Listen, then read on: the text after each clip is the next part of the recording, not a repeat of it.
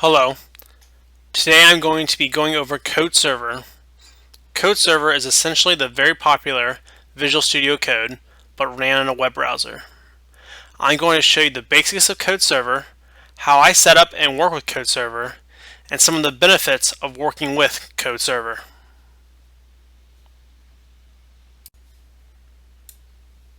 First, there are some basic prereqs for understanding and emulating what goes on in this video. First, there is familiarity with Docker, including building and running custom images, as well as basic networking, such as SSH and SSH port forwarding. Please note that if you want to access Code Server outside of your local network, you must set up port forwarding on your router to allow SSH connections outside of your local network. Now let's first start by looking at the Docker Hub page. Here we can see some of the many benefits of using Code Server, such as Code Anywhere and server powered.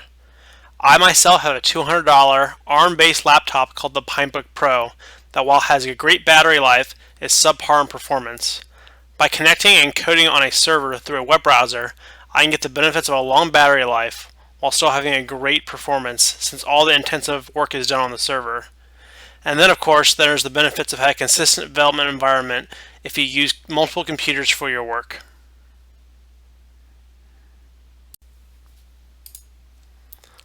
Looking at the GitHub, we can see that this software supports 64-bit architectures for both ARM and x86. Additionally, using a non-official image, we can get it to work on 32-bit systems. So while, at least in my opinion, Code Server mainly shines running on powerful hardware, this can be run on things such as the Raspberry Pi. 32-bit support.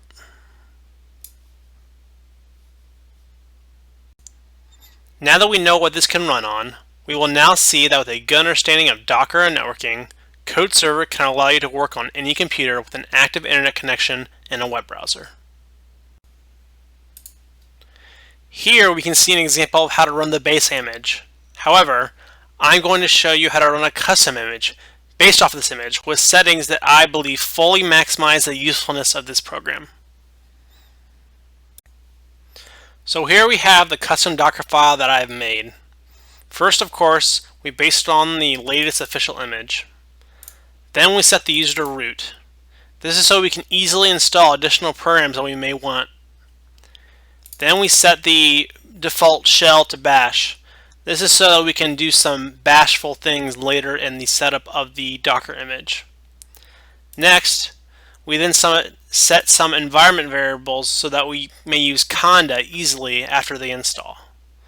We then set a few more environment variables so that we can access the GPU inside the container using NVIDIA Docker. We then install some additional software that are either needed to build the rest of the container or that are nice to have, such as get, wget, and unzip. The rest of the Docker image is responsible for downloading and installing Anaconda to the image. The Docker image is now set up to easily develop Python-based software. By changing or adding to the image, it would be great for other types of development as well. I will now show you how to run the image with the proper flags for the best experience.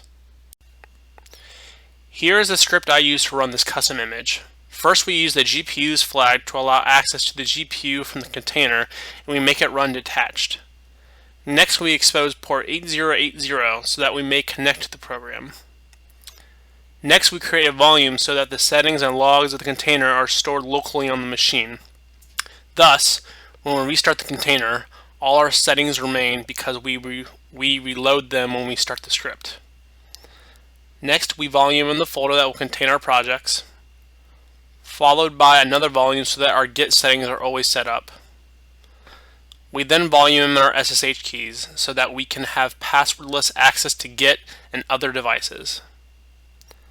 Next, we volume in the extensions from VS Code on the local PC. The extensions are compatible with each other and will allow consistent experience when using VS Code and when using Coder Server. For the last volume, we volume the Docker socket. This will allow us to use and maintain other Docker containers in the Coder Server. Lastly, we have a restart set to always in the rare chance a crash occurs. We can now run the script and see that the Docker container is now running. We can now try connecting it to the container. The container is accessible on port 8080.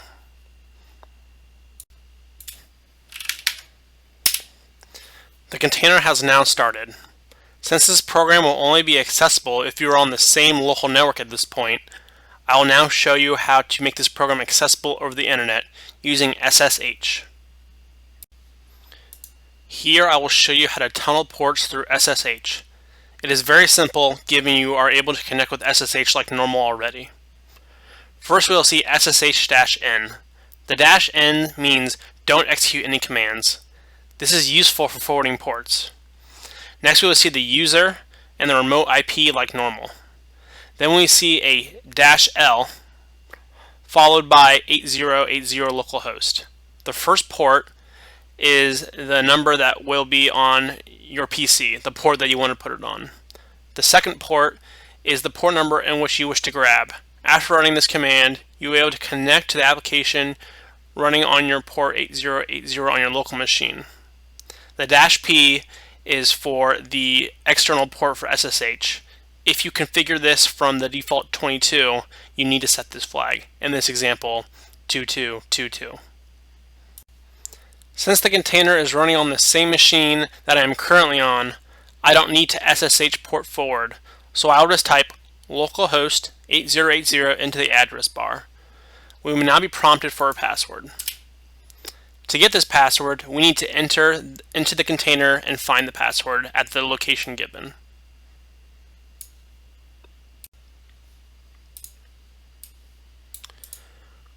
To enter the container, we must first find the ID of the Docker container. To do this, we must type docker ps. Here we can find the ID of the container. Here we can see the ID is CAB813DEF F33E. Take note of this ID. Now we type in docker exec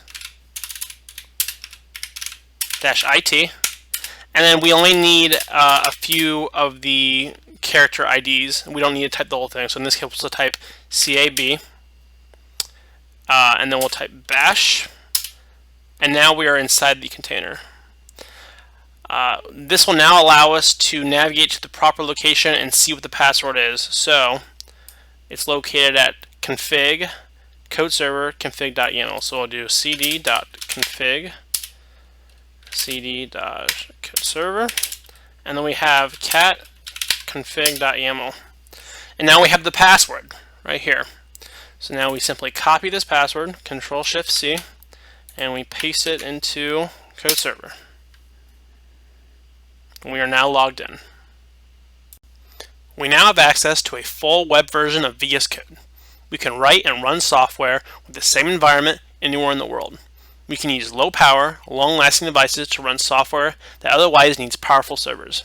Many people can do their jobs completely in a web browser. Developers, I believe, are now one of those people. I will now briefly demo the use of CodeServer. Here I wrote a short program that shows you can run code. It also shows one downside of CodeServer, that being you can't run graphical applications. We can see that the program prints hi, but normally it would also show a plot. Using another Docker container, we can get around this and work with graphical applications. But that is a topic for another video.